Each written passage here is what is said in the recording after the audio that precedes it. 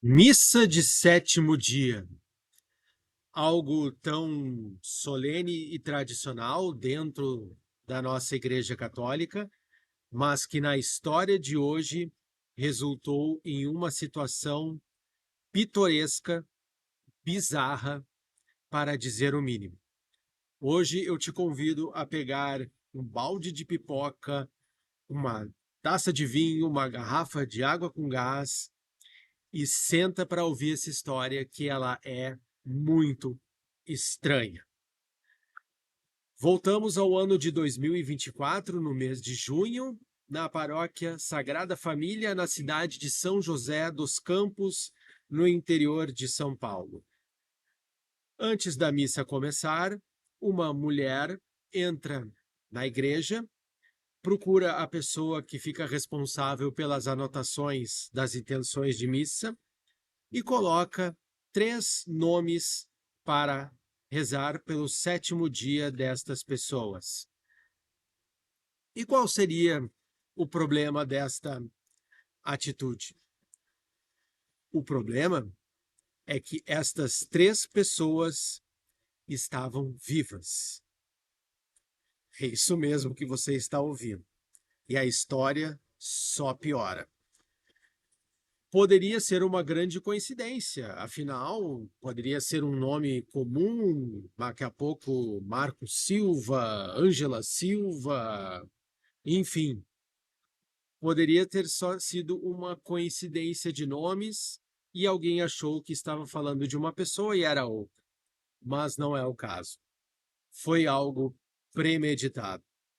A pessoa que colocou os nomes na Santa Missa, na intenção de sétimo dia, sabia muito bem o que estava fazendo e sabia que estava colocando o nome de 3 pessoas vivas. E por que ela fez isso? Preste atenção. Esta pessoa foi condenada em primeira instância pelo Poder Judiciário do Estado de São Paulo, lá da cidade de São José dos Campos, por coação no curso do processo. Artigo 344 do Código de Processo Penal. A mulher que colocou os nomes das pessoas na intenção de sétimo dia estava sendo processada pelas pessoas. Uma delas, a vítima, o advogado e a testemunha. Então, em uma forma de intimidação velada, esta mulher colocou o nome destas pessoas como intenção de missa de sétimo dia. Agora você imagina a cena. Você está sentado no banco da igreja e ouve o nome de uma pessoa conhecida sua que você sabe que está viva. Foi o que aconteceu nesta missa lá em São José dos Campos. Pessoas conhecidas, tanto da vítima, do advogado e da testemunha, sabendo que elas estavam vivas, as avisaram e elas então entraram com um processo contra esta pessoa e resultou nesta condenação em primeira instância por coação no curso do processo. Estas vítimas interpretaram este fato como uma intimidação, mas não só isso, como uma ameaça de morte, pois já pensou vocês estar ouvindo o seu próprio nome numa missa de sétimo dia e você está vivo? Foi assim então que elas entenderam como uma ameaça às suas vidas e ingressaram então com esta ação judicial. E qual é a história por trás disso tudo? A acusada, ela tem contra si um processo por tentativa de homicídio contra o pai da vítima. O processo, ele foi corroborado, ele foi acolhido pela juíza que se chama Roberta Barros por uma prova muito importante. câmeras de segurança da igreja conseguiram detectar a presença desta mulher fazendo o pedido de intenção de missa para estas três pessoas: a testemunha, a vítima e o advogado. E além das consequências da intimidação que estas pessoas sofreram ao se sentirem ameaçadas pela sua própria vida, uma destas pessoas, por exemplo, passou a trabalhar home office, passou a trabalhar de forma remota, pois passou a sentir medo de sair de casa.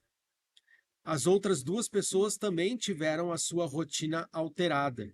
A testemunha, por exemplo, temia especialmente pela vida de sua filha.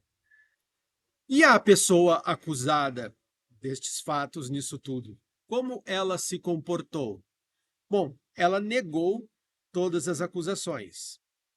A defesa, através dos advogados, disse que a conduta material não estava provado o suficiente, pois colocar o nome das pessoas na intenção de Santa Missa não seria suficiente para provar uma ameaça velada de morte.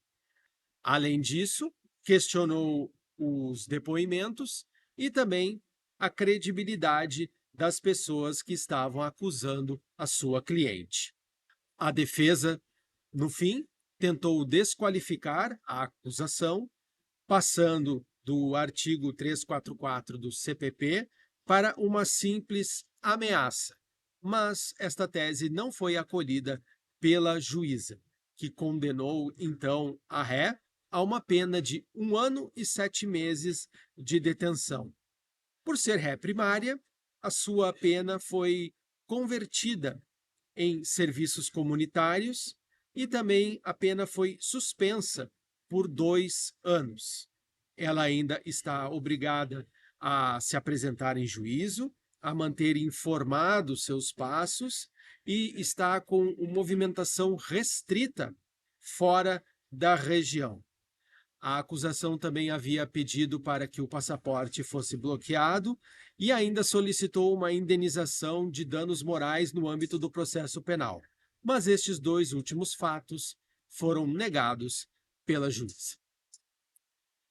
Que história bizarra. Vocês não acham? Eu quero ouvir de vocês nos comentários depois as suas opiniões a respeito deste fato. E como uma paróquia, como uma igreja poderá lidar com uma situação dessas? Será que agora as intenções de sétimo dia vão ter que vir junto de um atestado de óbito para provar que de fato aquela pessoa morreu? Eu nunca tinha ouvido falar de nada parecido com esta situação.